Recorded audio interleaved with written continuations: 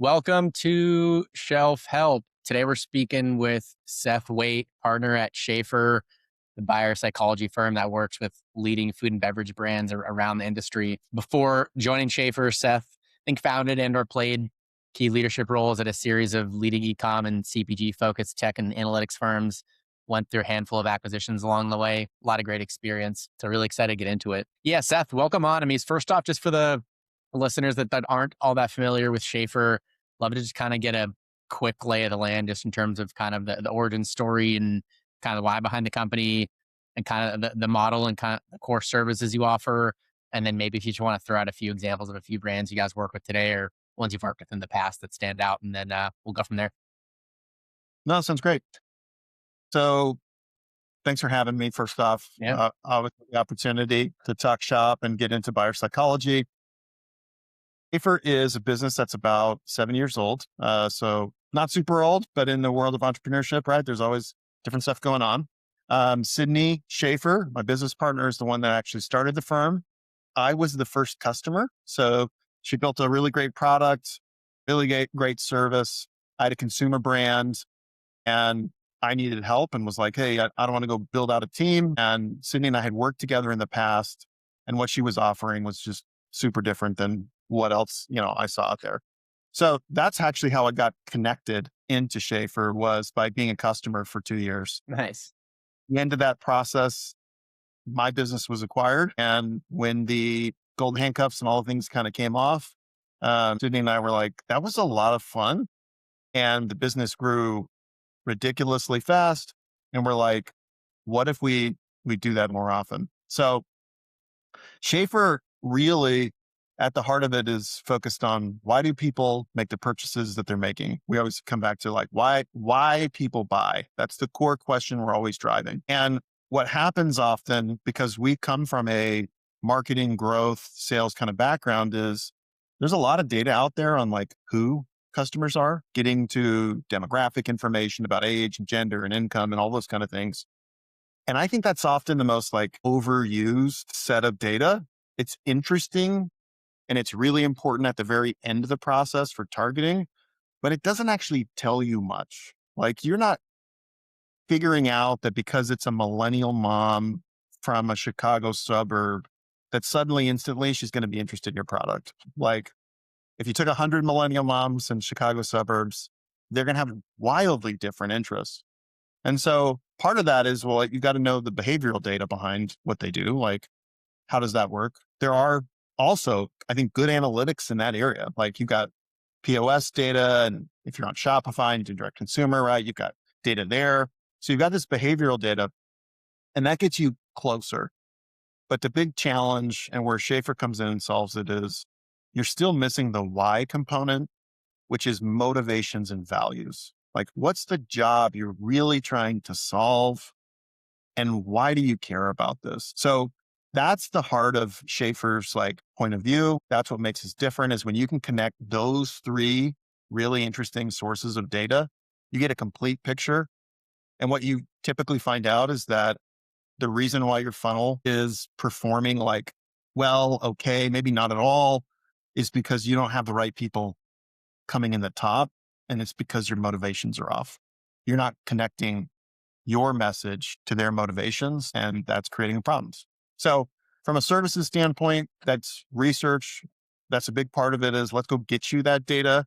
Let's make that like approachable and easy and thoughtful. And let's layer that data on top of your who and your what data around behaviors. And all of that turns into segmentation, positioning strategy, as well as messaging. So oftentimes it's like, I have all the right parts. I'm not sure what's the most important in the hierarchy. Like, what do I lead with? Do I lead with vegan, or does that play a role later in the communication?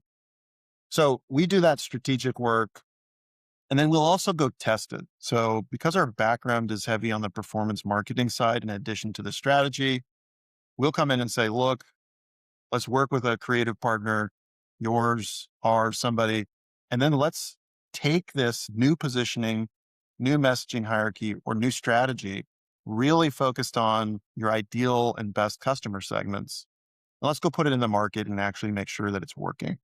So we'll then go put it on paid social, paid search, pick a channel, and it has to be the right channel to fit with that ideal customer.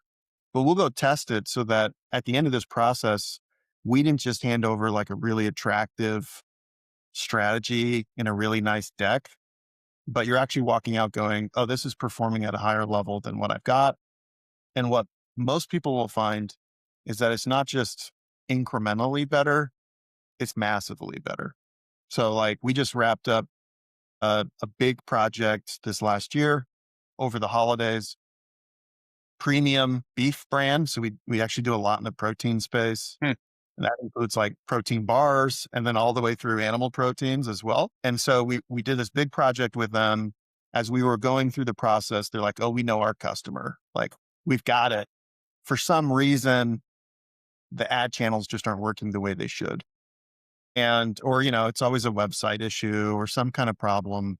And what we found out is that they were focused on a fundamentally different customer than who was actually buying, like currently buying. And they were missing this monster market. So we repositioned them based on those motivations, found out that their demographic targeting was really off, like all the things. And they're a smart, sophisticated companies. Like, it wasn't like these people are just like novices, but in the process, over 6 months, they had a 4 times increase in sales across all their channels. And then during the holidays, they had an 8x increase. Like, it was just massive change because they were focused on the right people with the right message in the right channels. Wow, So that's impressive. that's what we do.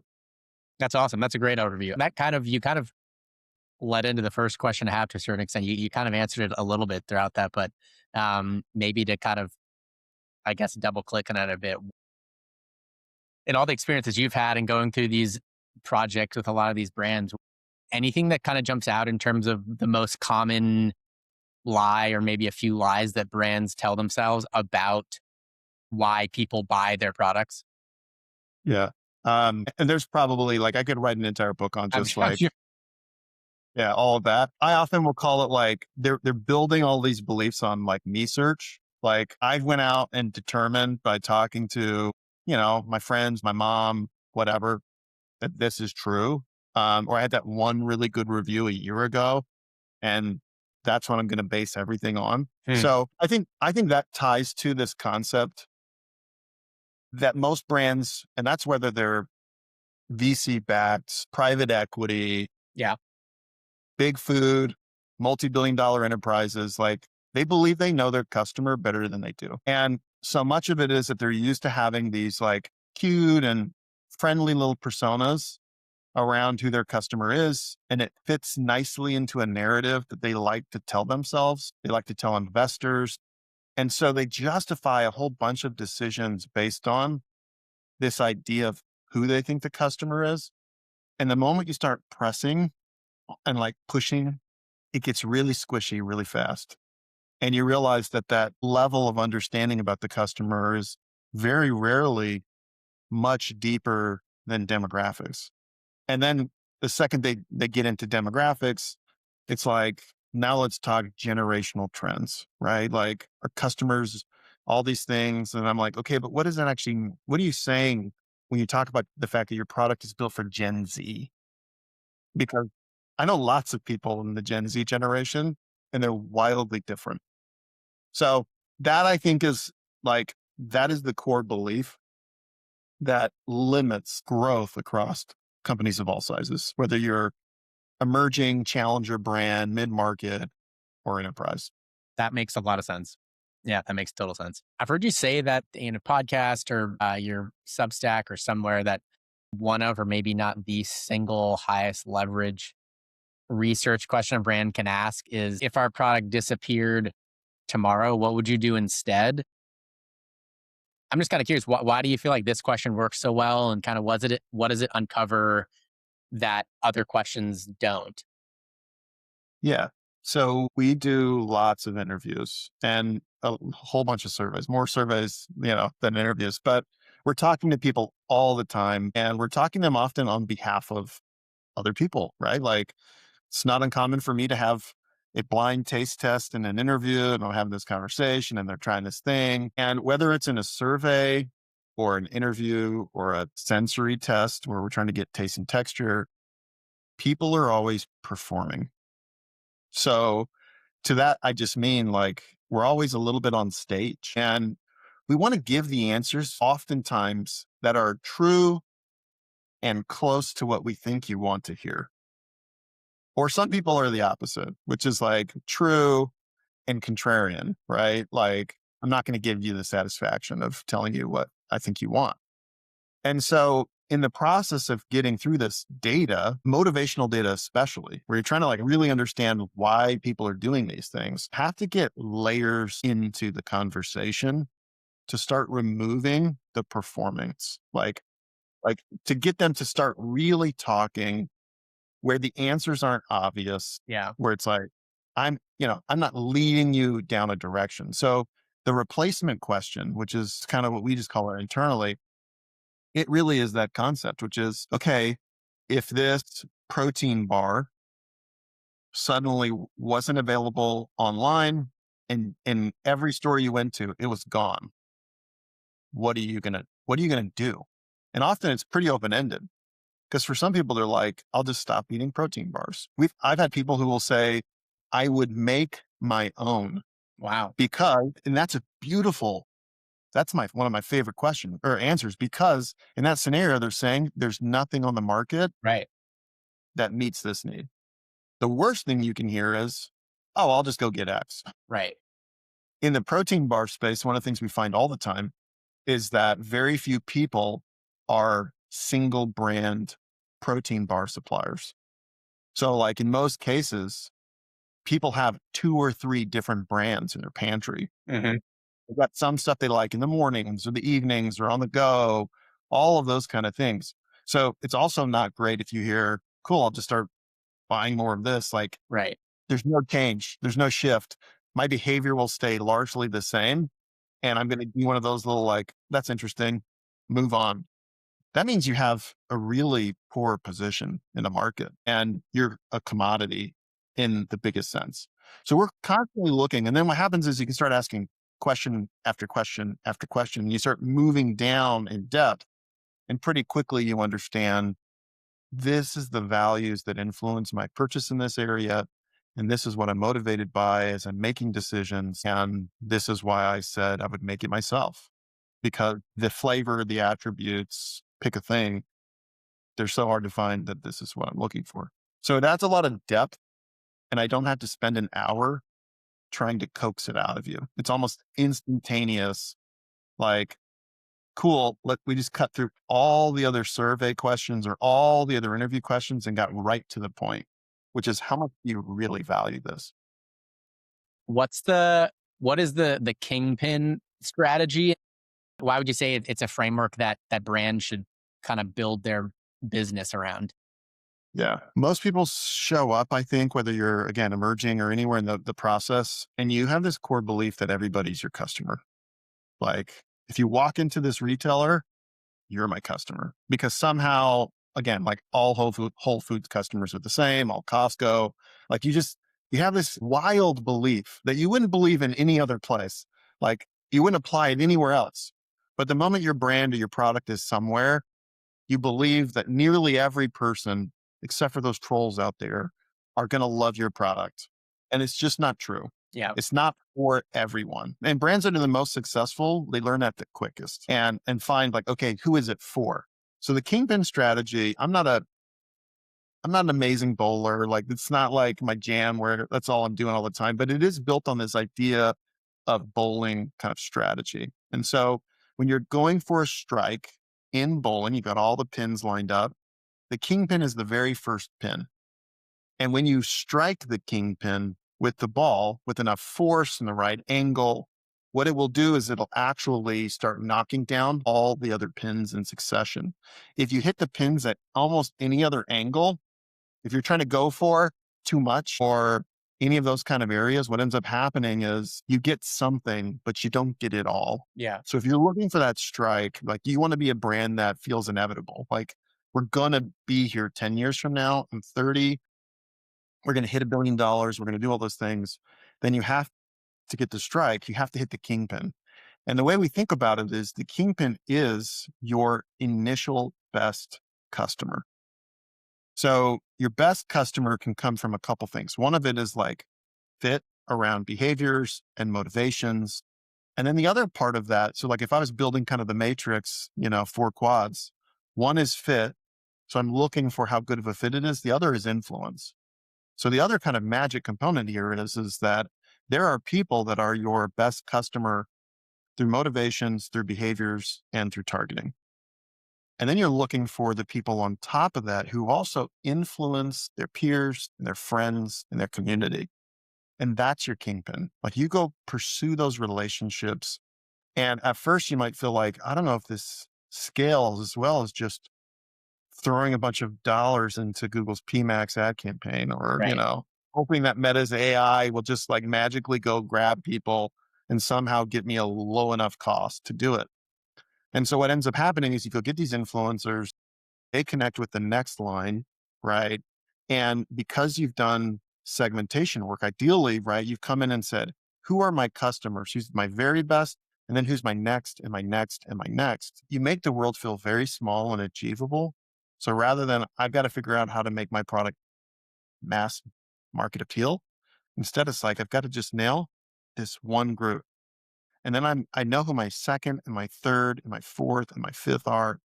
And pretty soon you have a multi-year strategy and your life gets really simple because marketing no longer feels frantic. It no longer feels like I'm chasing every new retail door that I can find. I've got to just be spending more and more money. And I'm not exactly sure if it's working or not, but it just gives you incredible focus. And Yeah, that focus leads to success. totally. And it's so much easier to match. Here's who we say we are with here's what you need. Right. And all of a sudden that customer brand connection is so much easier because you're not trying to say and with every single thing about you. How does that relate to the marketing efficiency paradox, which I'm sure you've seen you write about as well?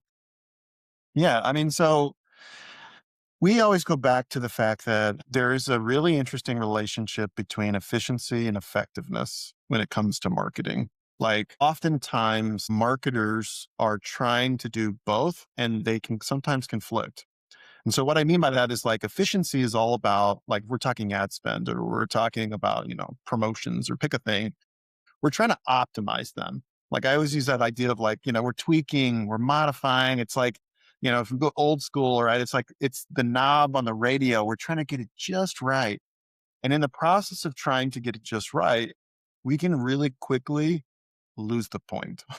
And we can find ourselves optimizing on a smaller market than is real. Like, because you're like, in an effort to get to the lowest possible cost per acquisition, I'm now only focusing on the people that will buy it off of the one click or whatever that cost is. And so you're actually often shrinking your market and Hmm. not in the healthy way of aligning, you know, values and motivations, but it's really just you're aligning some arbitrary goals that make your performance look better, not the business's actual growth.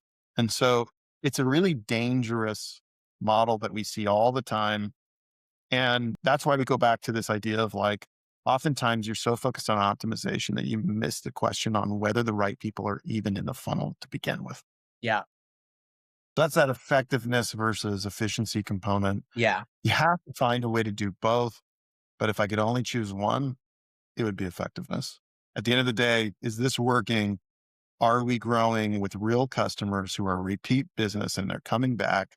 And are we getting trial? Like that's the other component here is often efficiency reduces trial because it's tightening up metrics. And instead you're missing the opportunity for building a brand and creating discovery and first time experiences, which they cost more than a repeat purchase and then retargeting, right? So your mix can get off and pretty quickly you're going to find yourself in a situation where your numbers look better than they've ever looked in your marketing performance, but your revenue and your growth numbers aren't improving. Hmm.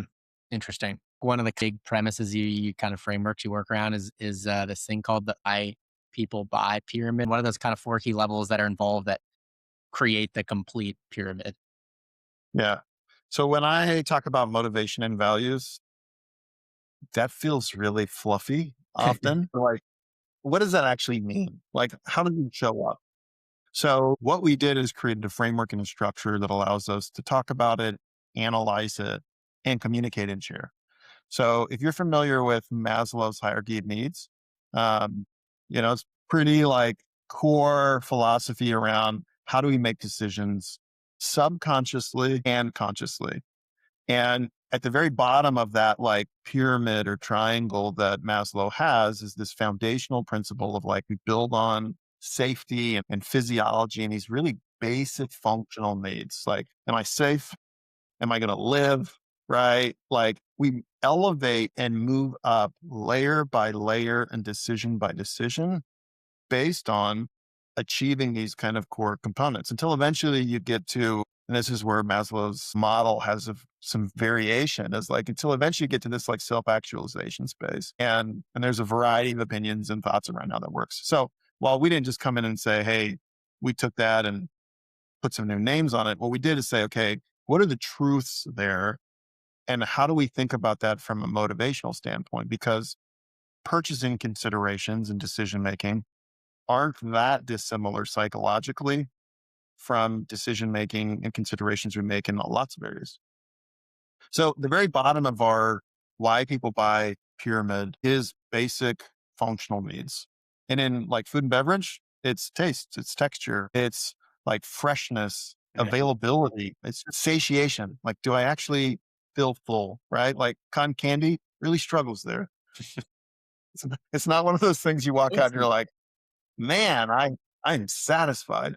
about the most empty calories you could probably find. Totally. I mean, it's air basically. Doesn't mean it's not good, but maybe there's a protein cotton candy out there or something. I don't know. But that's where we start. And we go, look, as a brand, you don't have to satisfy everything. Cotton candy's a killer product out of a lot of situations, but it doesn't do everything on that basic list, but it does some of them. And the key is you're trying to do the right ones. And this is where business strategy and buyer psychology come together because what you're really trying to do is say, here's who we are.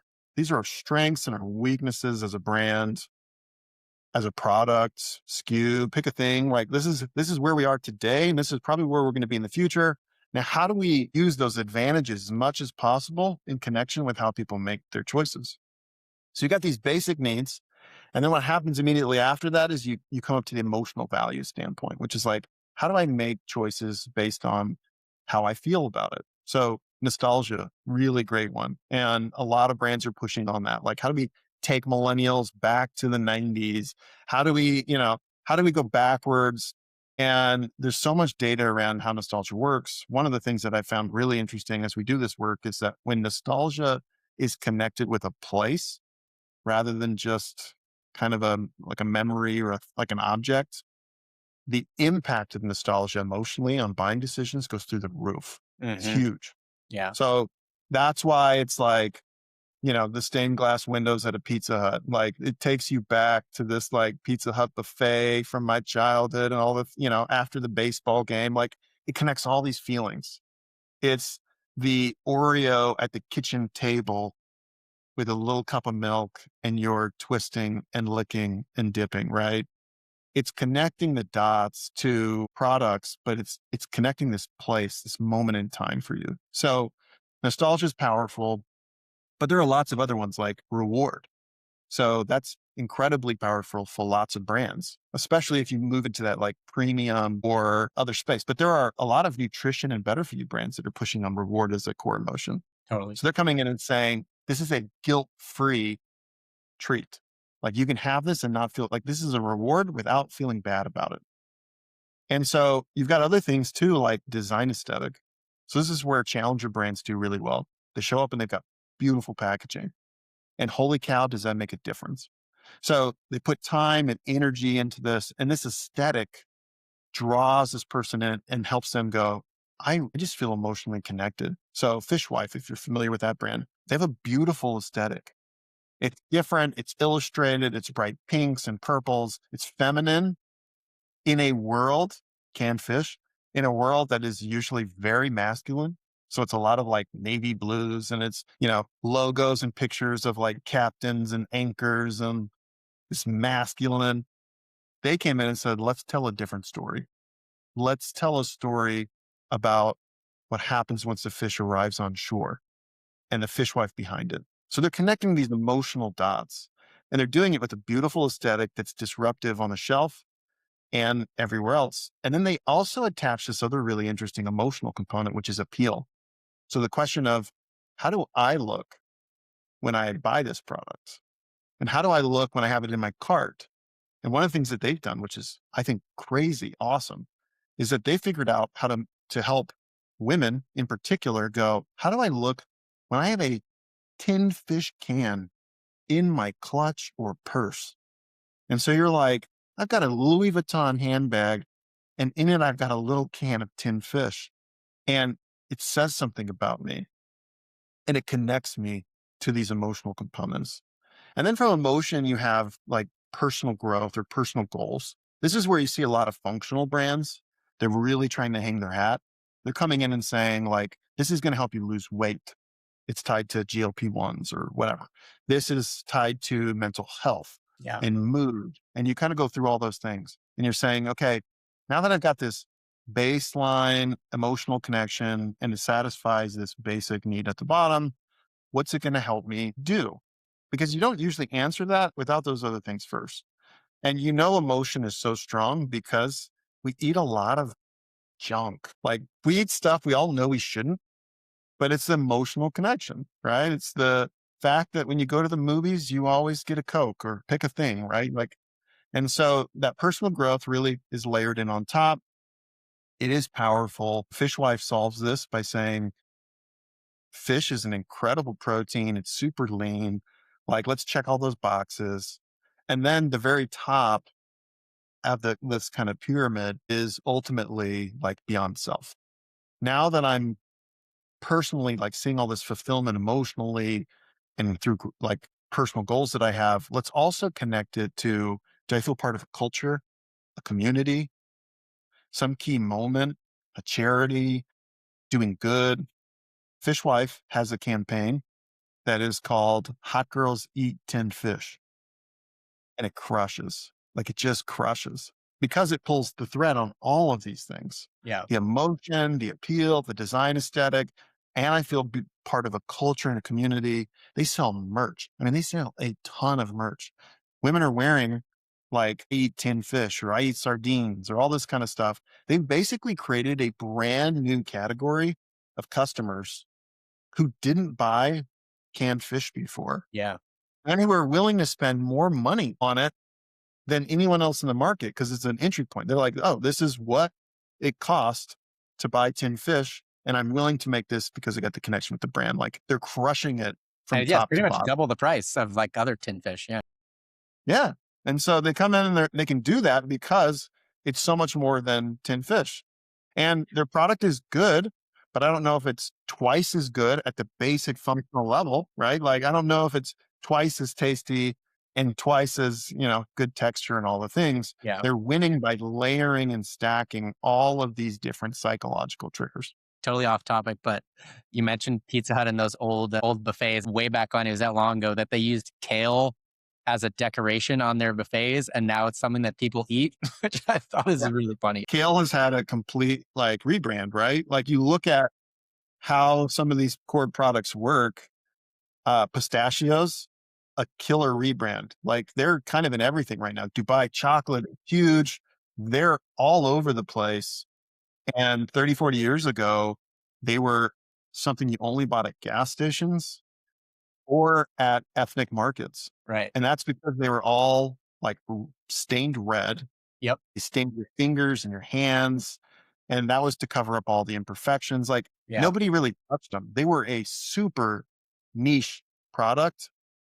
And through the process of reinventing and connecting the emotion and the functions and all these other psychological and motivational components. Now they're the rage. And there's a massive market for it. Yeah, And in a 25-year period, everything has shifted for pistachios. totally. Yeah, that's a great example too. I'm sure you're probably familiar with it in the fairly infamous book "Ramping Your Brand" by James Richardson. Seems like pretty much everyone in CPG has read it at this point. You kind of harped on it at the beginning a little bit, but he kind of talks about how premium pricing, premium positioning really comes from one just really crystal clear promise, and not, I think he calls it featureitis. How is this kind of similar and or different to, I think you kind of call it your don't make shoppers do the work framework? Yeah. Yeah. I mean, we we get this and there's a balance on the don't make shoppers do the work. So what I will say is like the IKEA effect is a real thing. Like there's a time and a place for having customers do some work, but it should be the right work and it should be tied to their motivations. So in the world of making brownies or a cake, what they want to do is feel like they were part of the process, that they made something, right? Like they contributed in a meaningful way and they can proudly show this cake to someone else and go, I made these, not I bought these and I took the label off the case and I changed the plate that I've got it on and now I can present it. So there's a pride component that's directly tied to some of that. The difference though is oftentimes we make them do work in all the wrong places. Hmm. So in an effort to streamline our business, we add work to the customer. In an effort to, check an emotional box that we have on how the package should look, we ask them to do all this work, right? Like we're constantly asking them to figure out who we are, asking them to figure out why we matter to them. We're asking them to figure out like how we meet their needs. And it's like, well, yeah, it's on the back of the package or it's, buried in our origin story somewhere on our website. And it's like, they're not doing that work. So instead, what happens is in the 14 seconds when they're in the aisle and they're turning and looking at their options, if it's not obvious, they're going to grab the thing next to it and they're not going to turn back unless they have a bad Yeah, experience. So we just keep adding all these layers. We're always adding barriers to our own success by not understanding what they care about, customers, and making those things hard for them.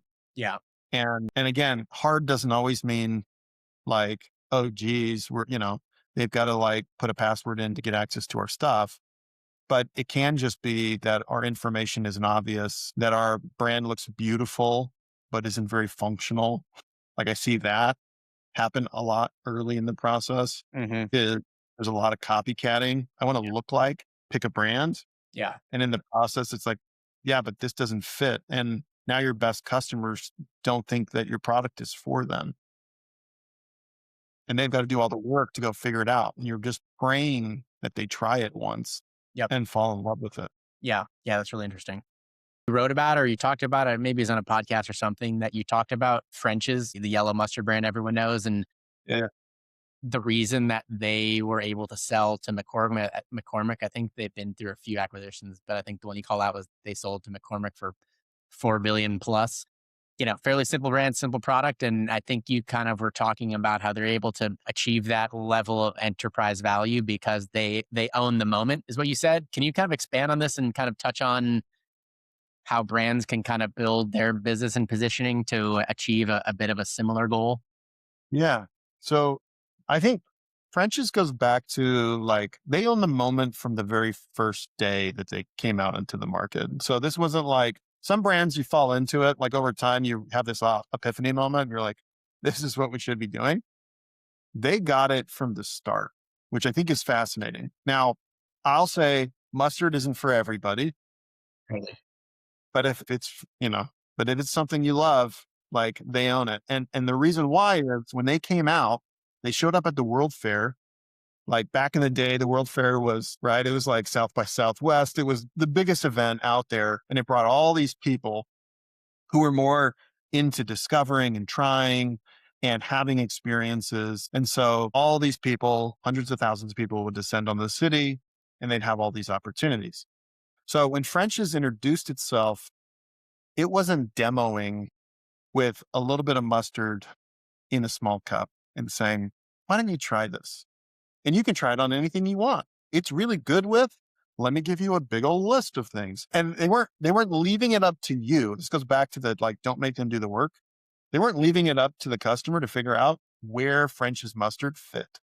And instead, what they did is they sold hot dogs with mustard on it. That was their moment. They're like, when you think of hot dogs, you're going to think of French's. And they still own that moment today, which is like, it's for a lot. Now, this is where opinions get real sketch based on where you live in the country. Like for some people, it's like ketchup never belongs on a hot dog or, pick all the things. But the reality is, for most Americans, you think about ketchup and mustard as core condiments that are part of your hot dog experience. And whether you like it or not, that's where your brain goes. And so French's just owns that opportunity. Can you put mustard on other things? Sure. Do people? I'm sure they do. But when you think about French's, you think about hot dogs. And so it's fascinating how successful they've been by getting you to think about another product.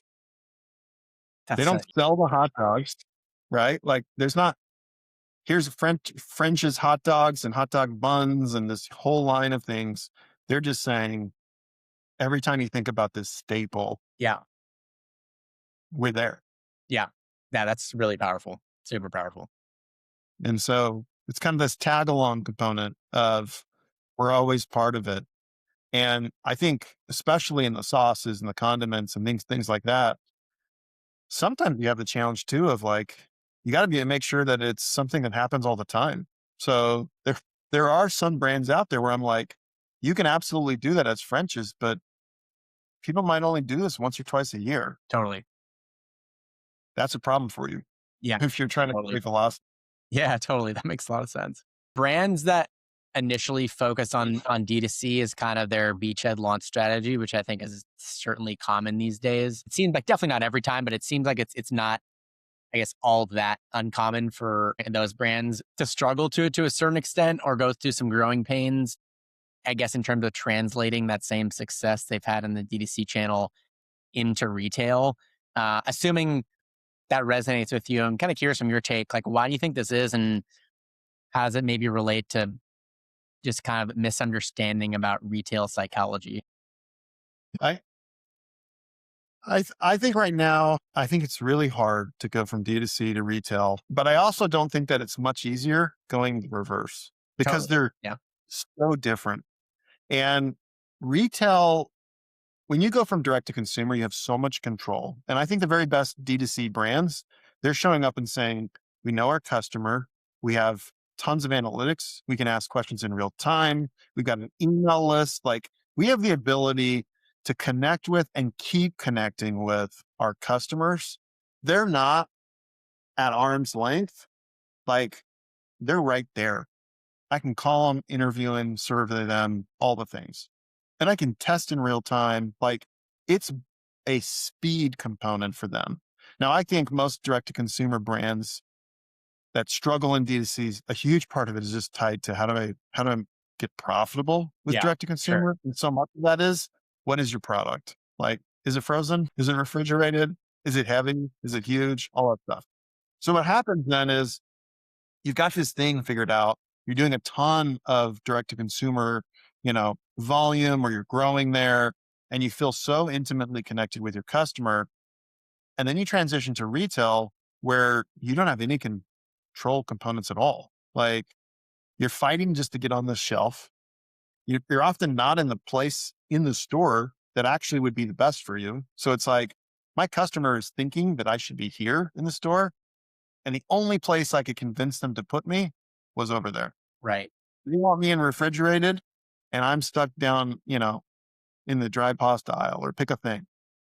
And so that's a problem because now you have a disconnect between customer motivations and shopping experience. Yeah. And then even just the communication, like how do I reinforce those relationships? Retail is rental. That's how I always think about it. Like retail is real estate. At the end of the day, you're negotiating with a brand to own a very small amount of square footage and you're renting it and it can be changed at any time. And with it comes all these restrictions. And so your only other option then is like, well, I could do some shopper marketing and some like retail media, but that is not where you build your brand. Right. That's where when you have a brand and people are coming into the store, that's that final moment of like, hey, just don't forget to put that in your cart. It's a terrible medium for discovering a new brand and creating that connection. So Yeah. I think that's a big part of the problem is like social plays such a big role often in direct to consumer. And and that's where you're building brand and you're creating trial and opportunities. You have promotional opportunities. You have so much control. And then you go to retail and you're like, holy cow, like I'm just hoping that this thing works. And I can and then the investments also become much bigger in totally new channels. Like demoing, I wasn't doing any of that before. And all of a sudden, you're like, I've got to be doing this in every store, in all these locations to build the reputation and the brand. When I outsource it, it often doesn't work very well. But when I do it myself, I have to be in Texas and Chicago and Boston and all these places. And that doesn't scale either. So it's a hard and brutal transition. Yeah. And it's something you totally can figure out, but you have to go back to, okay, within the lens of the data and the resources that I have, how do I create the right customer connection based on motivations in a retail space compared to D2C? And I also would just say lots of people struggle with the fact that they believe they have to be not just selling to everyone, but they have to be in every store. Right. There are some brands like retailers that are just not the right place for your brand. Yeah, totally. And some of that is they don't have the right customers. But the other part is sometimes they just aren't going to help you be successful. Yeah. And it could be the wrong category manager or buyer at that time. And everything else could be right. But getting put in the wrong place or not having the right partnership there, it'll kill you. Yeah, totally. Yeah, a really good I don't know what's the worst way to put it. Eye-opening reality check for what retail really means. Functional is definitely all the rage right now. Just based on what I've read about some other kind of takes you have, would it be accurate or fair to say or guess that you think kind of the importance of functional benefits may be a bit overrated? And if I got that right, why Yeah. am I right? Yeah. There's a place for it. But I always go back to hierarchy. Like if I took the 10 things that made your brand great, it's not should functional be on the list. It's just where. I think I think you run the risk of you always have the trade-off of immediate growth and long-term brand building. And with that always comes, do I have the money to survive long term? Like, can I just get to 2 years from now? And so there's always immediate pressure. Like I've got to go find revenue now. I've got to sell my product. I got to do this stuff. But in the process, it becomes very short sighted so that if you're not careful, you're just a protein version of pick a thing. And when that no longer is special, and hey, guess what? Protein is no longer special. Like when that's the case, are you just now chasing the next function and the next? Like it's now protein and fiber. Right. It's now protein, fiber, and pick the thing after that. So it becomes this issue where you lose all differentiation. It's super valuable for a really small period of time. If you're an early adopter, not usually that helpful. Like there's a lot of brands that cared about protein that went out of business because it just wasn't the right time. No, the market didn't care about protein at the time. And so, and then the issue is if you're outside of that perfect little window, which exists usually for a very brief moment, by the time you can get your packaging and your production, all your other stuff, you might have already missed it. Then the issue is it's a me too scenario and you no longer have differentiation. Yeah. So my take is that functional benefits should and can be a significant part of your your product. It might be number two or three or four on your hierarchy, but you should build your business around more than the function. Your number one should always be something other than the function. Last question for you, Seth. Any brands in particular or just kind of trends, categories, something along those lines in the CPG world that you've kind of particularly been tracking more closely these days or things you have your eyes on at all? Yeah. Um, Two things. One, I try tons of products. So I always joke with people, my love language is food. That is kind of my model. I got to work out a lot to manage that process. But I literally have a budget that I have every month, and it is just for trying food and beverages. So I get all the boxes. My family sometimes is like, "Oh, geez, like where are we going to put this in the pantry or the fridge?" And I'm like, "We're going to try it." And we do a lot of at home taste and texture testing and things like that. So I'm always trying it. There are so many good brands out there. I think that's one of the things we live in, this like golden age of food CPG, because whatever you want, it exists. And there's somebody out there doing a really good job. And they're typically pretty thoughtful about the ingredients and how it's made and all of those kind of cool components. So on one hand, I'll just call out like it's a really wonderful time to be a consumer Agreed. of CPG. And yeah, and if someone listening has a product that they're like, I would like to hear his opinion, I typically will not only try the product, but I will shoot you my initial thoughts as part of it. But in addition to that, I think the other component is just there are some big things shifting that have been in the works for a long time. So, like a lot of people are talking about the USDA's updated, pyramid and like FDA and all these kind of things, right? Like food pyramid shifts.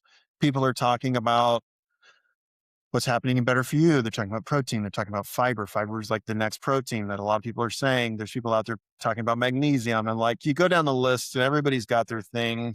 What I will just call out is that most trends, even the ones that feel like they just appeared overnight, have been happening for decades. Yeah. So I was talking to JW Wiseman. He's the founder and CEO of Curious Elixirs. Hmm. And Curious Elixirs are the fastest growing private beverage company in the US. Wow. So they're doing great. Now it's like, the fastest story that's ever happened, right?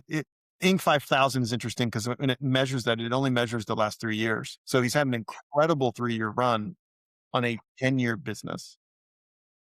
And what he's talked about is a truth I think happens across the board, which is his product is, why do if I don't want alcohol in a beverage, why do I have to trade down to a soda or a water or something boring? He's like, alcoholic drinks, there's so much like flavor and mix and interest. And not just like, I don't want just a mocktail. I want a drink designed to really create a great experience and to help me feel a part of the social community that exists. And he's been talking about this for more than 10 years. Now, non-alcoholic right now is now like hitting trend and being popular and everyone talking about Gen Z and how they don't drink anymore and all the things. But his whole perspective is it's going to take me 30 to 40 years for this to truly be mainstream as part of the process. And I think better for you is the same. It's a 30 to 40-year journey to go from Yeah. fringe to this is what big food is doing or big beverage. Yeah. Or, and so I think you have to have a general connection of either we're going to be a brand that's lightning in a bottle. We're going to come in at the right moment and capture as much revenue and customer connection as possible and then get out. And some people time that perfectly. Yeah. That's incredibly rare though. Yeah. Hard to do. I think most successful brands are saying they have to say, I'm committed to the next decade. And we're going to educate and we're going to connect and build community and we're going to change culture. We're going to be part of this shift. And what I care about, there isn't a risk that it's going to be unfashionable in 3 years. And so that's a huge part of how I think about like that CPG component is you got to pick one or the other. The middle is really dangerous. Yeah. Yeah. The messy middle in a lot of things is the most dangerous place to be, I feel like. Always, always. You got to make a hard decision and say no to everything else. Yeah, totally. Well, yeah, Seth, this has been awesome. So many great insights here. I think, yeah, people are going to love this. What's the best place to follow along with you? I know you think you have a Substack and a few other things. What's the best place to follow along with you and all your kind of insights? And then best place to follow along with everything that's going on at Schaefer as well. Yeah. So got a Substack. It's literally whypeoplebuy.com. Perfect. Super easy. Go there, sign up. It's totally free. We got a podcast and share insights and perspectives. And then in addition to that, LinkedIn is where I'm talking about this kind of stuff every single day. And so if you'll just find me there on LinkedIn, connect, happy to talk in direct messages and just chat through concepts and ideas and things that you disagree with that I talked about today as well. Love talking shop as part of the process and always available on LinkedIn. And then if you want to learn more about Schaefer, it's just Schaefer.co. So SCHAEFER.co. Perfect. Yeah, I'll link to that one. We'll definitely link to the Substack website as well. Awesome. Awesome, Seth. This has been great. Appreciate the time.